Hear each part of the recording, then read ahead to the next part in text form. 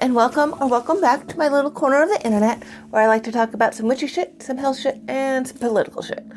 I'm so glad you are here. It's been a few days since I uploaded a video. Things have happened. I mean, not like horrible things, but I mean, in the grand scale of things, political horrible shit, perhaps. But it's been an okay few days.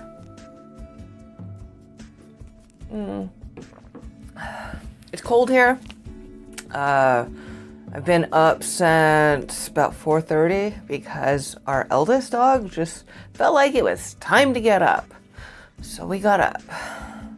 But I hope you guys are still wearing your masks because, believe it or not, there's still a deadly global pandemic out there.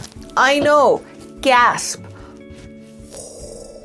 I know. It's like a revelation, right? A lot of people seem to be carrying on their lives A-okay. I'm not. I saw last night in the, I have like a little news aggregator that tells me like the top stories and stuff like that. So I looked at it last night, and one of the effects of like a long hauler, I think that's what they're calling it. Every time I hear the term, to me, it sounds like a truck driver. But like the COVID long haulers, like after they get sick, when they recover, one of the symptoms that they're battling is a condition called POTS, postural orthostatic tolerance syndrome? Something. I'll put it here. It's something that I struggle with, and it brings a lot of different symptoms with it. And my own cardiologist, since I haven't been approved for the Caregiver program yet, I still need to do a 24-hour heart rate monitor, excuse me, with the leads and stuff. But I can't get there 2 days in a row because I can't drive that far by myself and my partner works. So I'm screwed on that front.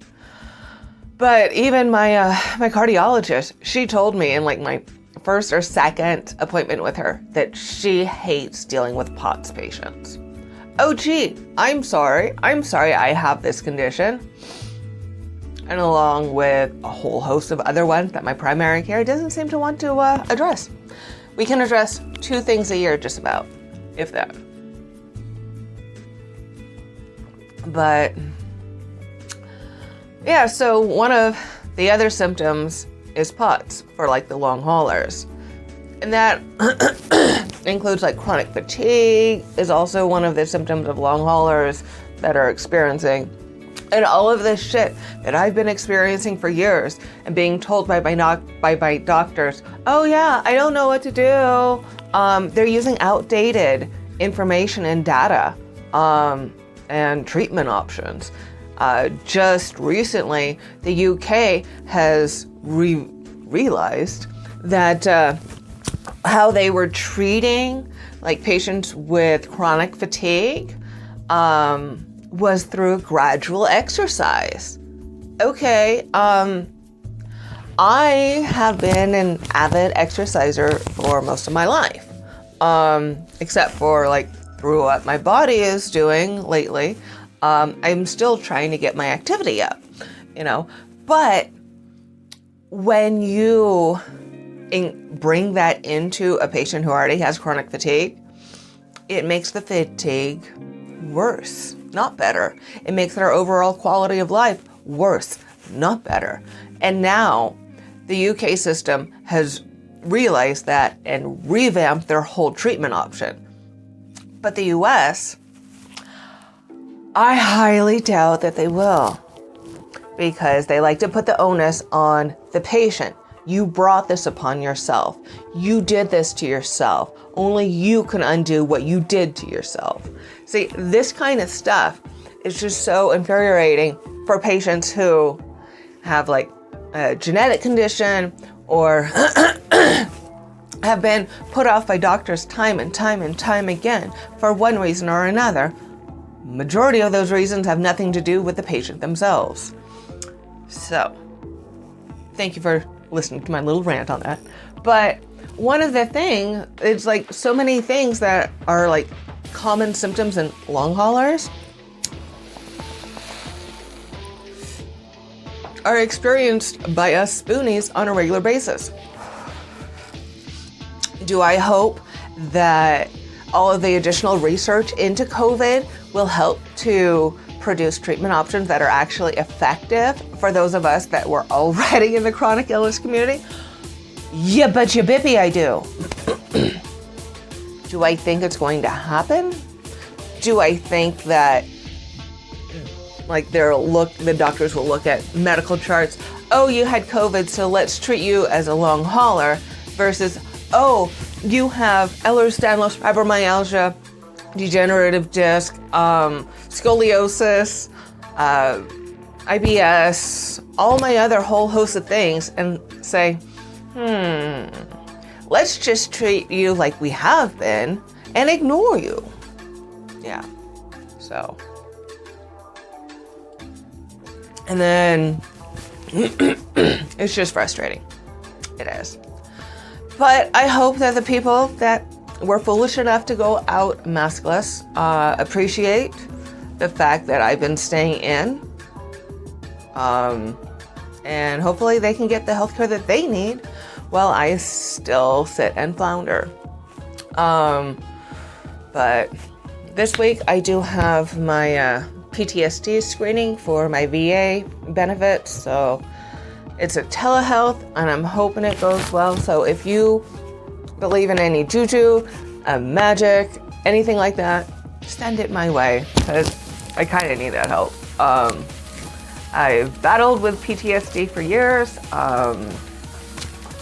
between sexual assaults, working in San Francisco, and being responsible for knowing when jumpers are falling and dispatching the boats to go get them. Oh yeah, and 9/11. And when I was stationed in Newport, Oregon, there was an incident where we ended up looking for a body. So all of these things kind of wreak havoc, in addition to losing a fiance like a decade ago. It's just all of this trauma.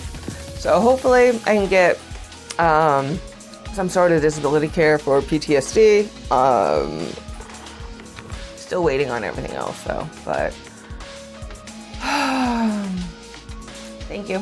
Thank you for listening. I know I hadn't been on for a couple of days because I cleaned my office and I put decals in my windows and put the plastic wrap on because, as I have said before, it's getting cold. So I need that little warmth in here because we don't really have good heat. This house is over 100 years old. So I'll take you guys on a tour one of these days. So let's wrap it up, okay? Please remember to continue wearing your masks. It means a lot to people like me who have been shielding since April. I know you want to go out. I know you want a haircut. I know you want to go out with friends. I know that you want to go and go to live venues, go to bars, stuff like that. Just don't. You know, if we took this shit seriously way back when, we might be able to hug our families this year for Christmas. But that's not going to happen, sadly. Hopefully next year we can, if our families are still alive. So I hope you guys are doing well. Remember, wear your masks. Be nice to each other. Be nice to yourselves. And know that you are safe, divinely guided, and protected. And I will see you in my next video. Hopefully it won't be more than like a couple of days in between like this time, but who knows, you know, because life happens and sometimes you just gotta take a break. So, bye.